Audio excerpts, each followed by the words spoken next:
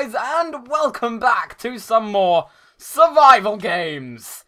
Now, this is a little bit of a different video. Usually, in fact, in pretty much all of my stuff, aside from stuff that I did maybe like 2 years ago on occasion with other people, I do live commentary, but this one is actually post-commentated. If you're wondering why, well, I kind of need to go into what this video is first of all. This is Survival Game 6. It is awesome. It is the brand new map. It is by Variday. And I actually said his name right. Love you, Dennis. I always have no idea why I have trouble saying that. And usually, well, actually no, I haven't for a while. But when new Survival Games maps came out, I always made a thing of just kind of doing a first impressions. Well, they weren't actually first impressions when I used to do them. They were kind of like reviews, almost. You know, I'd download the map, and I'd play through it. Well, I wouldn't play through it. I'd fly around, I'd have a look, I'd maybe say some strategies I might have thought of, or something like that. And you guys would put your opinions in the comments as well, and it was really, really cool. So, I thought about it. I was like, wow, I haven't done one of those in a while. And the day after I thought about it, this map came out. I was just kind of like, wow, that's karma right there, if anything. So, wait, not karma. Is that the right word? Karma? Fate. I think fate is more suited. Let's go with fate. So, this came out, and I was thinking, you know, I'll download it, and I'll do all of this kind of stuff. But actually, seeing as Survival Games has pretty much become centralized around the Hive now. It's just the place to go, and I'm very, very happy for the jolly old Brits that they've managed to create this place. I figured I would do something a little different. Instead of doing a review, I would do a kind of first impressions. And I filmed an episode, and I suddenly realized that because I was so intent on, like, analyzing the map, I was trying to play really well on it as well. And this mix of trying to play really well and concentrating on describing and analyzing the map at the same time just kind of made me play awfully. And I recorded like 3 times, and I died within 10 minutes of the first one each time. And it wasn't a good game. So I was playing the night afterwards. I was just thinking, what do I do for this video? I have absolutely no idea. And I thought, well, why don't I post-commentate one? So I played this game. I recorded it. I'm not going to ruin anything just yet, but it did go almost kind of well. You guys will see in a bit. And I did actually get some good gear, as you're starting to see already. But the main point of this video is just to talk about my first impressions, which I haven't been doing much of yet, so maybe I should get around to that. So, first off, let's just straight up say, I love this map. I could actually see this becoming one of my favourite maps in the future, quite easily. I did say that, actually, about the second and third maps when they first came out, when I did that video. And I think, you know, I think it's fair to say that maybe they didn't. Not saying that I don't like them at all. I think they are really awesome maps. But I just felt like Survival Games 1 couldn't be beaten. This one, however, I really like it. Now, I'm going to be, well, I'm not going to be, but I am, a complete and utter noob on this. And I'm not sure if whether this map is based on some popular fiction stuff, like Game of Thrones or something. Because I haven't actually seen that much of Game of Thrones. Or anything like that, or if it was just created straight up by the team that they came out with their own imaginations on this one. But whatever it is, let's not dwell on that topic. Let's actually just like have a look at it. I really like it. So as you can see right now, I'm in this kind of grassy garden style area. I'm guessing it's like the garden of the castle grounds. And just right up there, you caught a glimpse of it earlier. I do go and return back there in a little bit.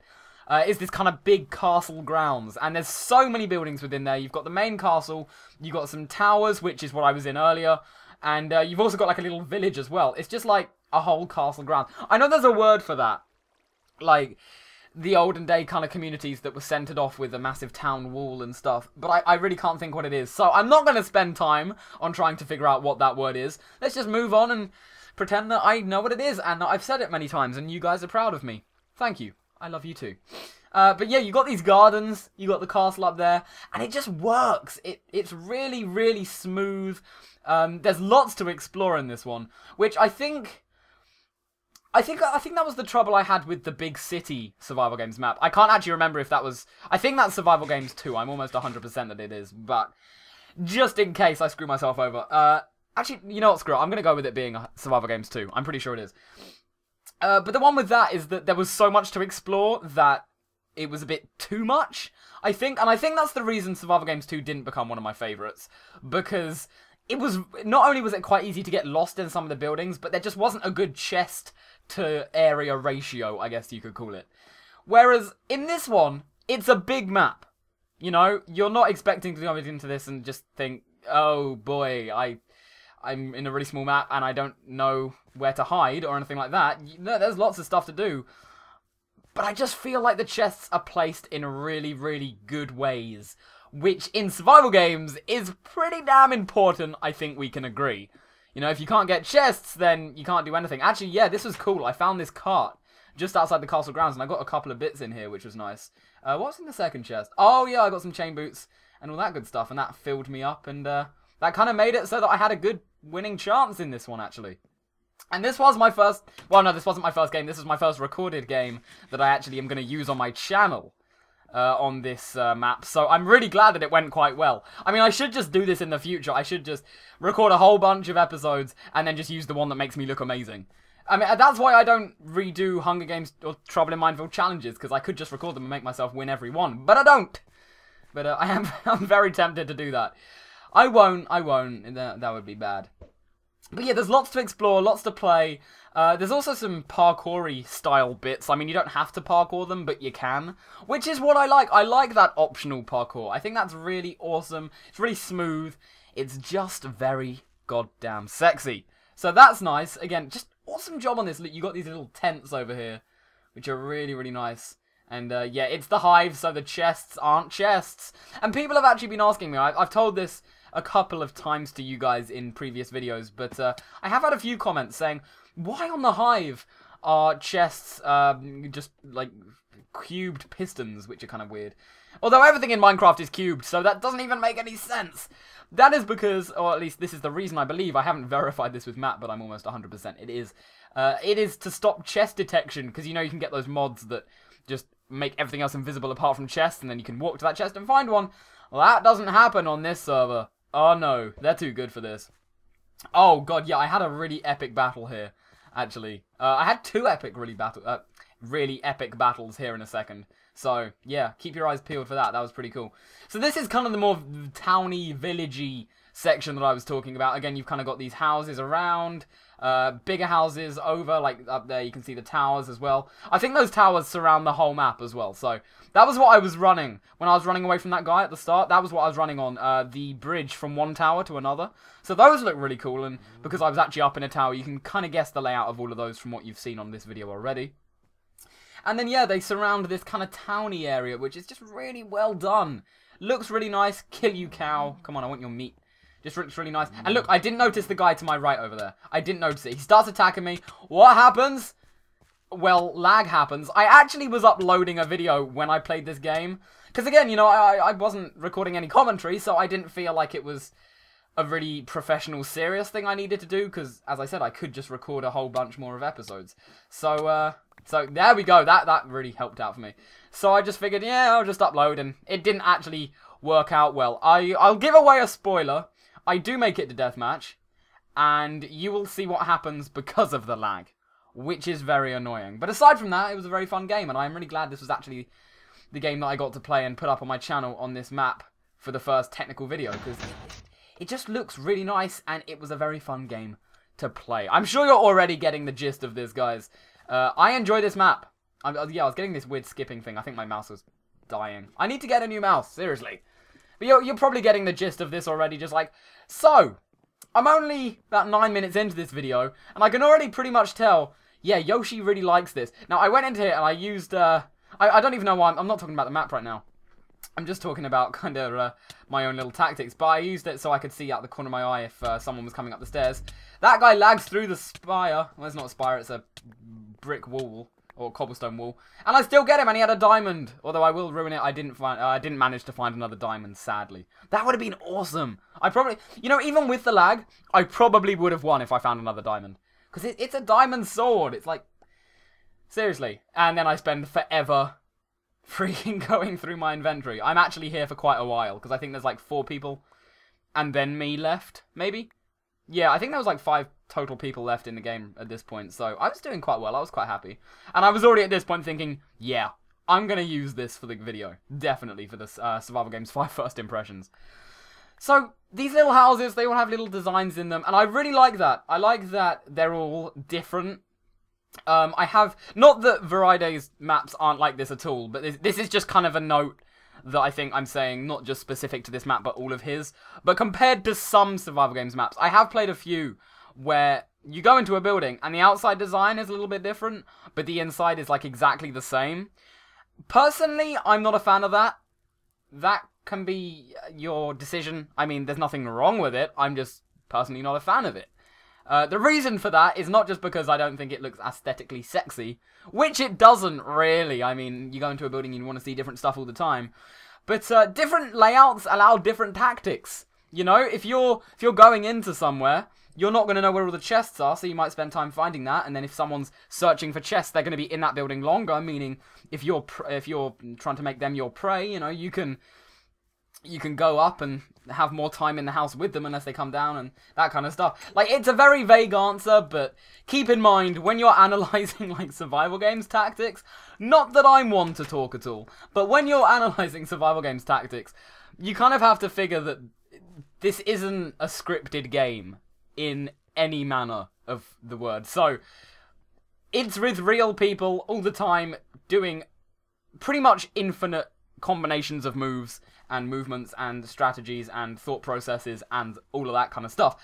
So you can't calculate anything like that. You can't be like, oh, so this person is definitely going to go to this building next, and then I will ambush them at the one after that. You can't do that at all. Although I guess you can predict that if that was an obvious example. Bad example. I'm sorry, bad example. But still, it's something that does kind of come into play.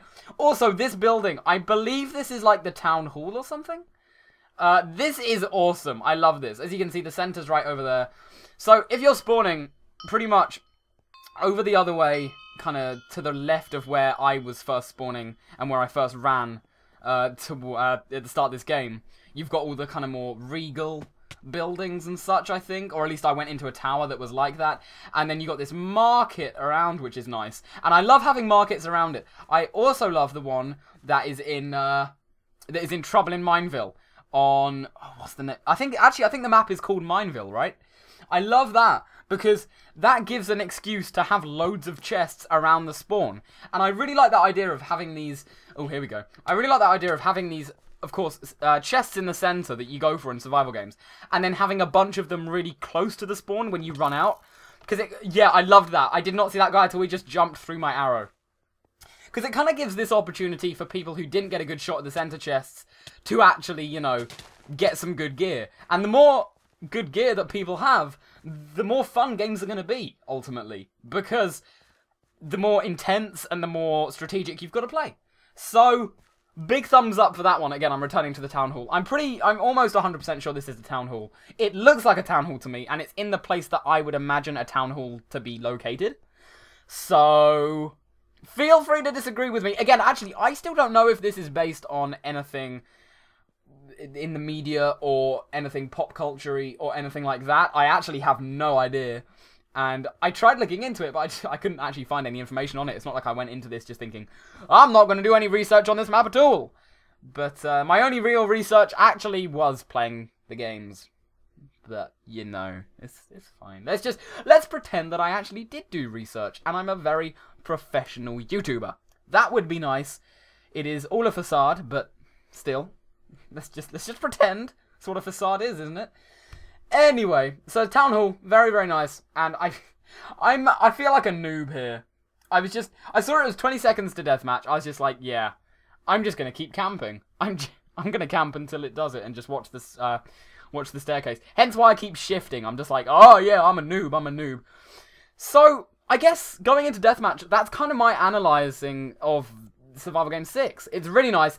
This is a proof as well thing. I wanted to keep the deathmatch in, because, it just goes to show you, I actually thought maybe they might add, like, a different deathmatch arena, but they're not, because obviously then that syncs in with all of the maps they add, and they keep adding loads of different maps, so I understand why they've done that, that's fine. Although it would have been nice if they added, like, I don't know, like maybe towers around the arena or something, the deathmatch arena. That'd be cool, just to go with the map, but I totally understand why they can't if they don't, so I'm not making a dig at the Hive team for that one, because, well, actually, no, I never make a dig at the Hive team. They do awesome work. And again, you know, the analysing is done, but I'm keeping this in as well, because I want to show you the lag. This was horrible. I genuinely believe, actually, I might have won this game if I didn't have lag. Because I was playing it quite well, I think. Although my shots here were goddamn awful, I will admit. Look at that! This guy is noob. I was like, oh, should I fishing rod him? Nah, screw that. Then I run in, and this was my mistake. This was it. Just like, look how much how can I not hit these people? I hit the Kim LP. I think I read her name right, but I hit the Kim LP there, but it's just like, no, this isn't working. Not a good idea. And then I actually end up getting hit into the lava. Actually, no, correction. I don't get hit into the lava. I fall into the lava. Shame. So there you go, guys. There was my analysing of Survival Game 6. I hope you've enjoyed it. Make sure to check this map out on the Hive. All the information is right down below. That is where the video ends, but I am not finished with my commentary. So, yeah, screw you, past Yoshi. As always, guys, thank you for watching. I hope you've enjoyed it. Don't forget to rate, comment, and subscribe if you did. And until next time, I will see you later.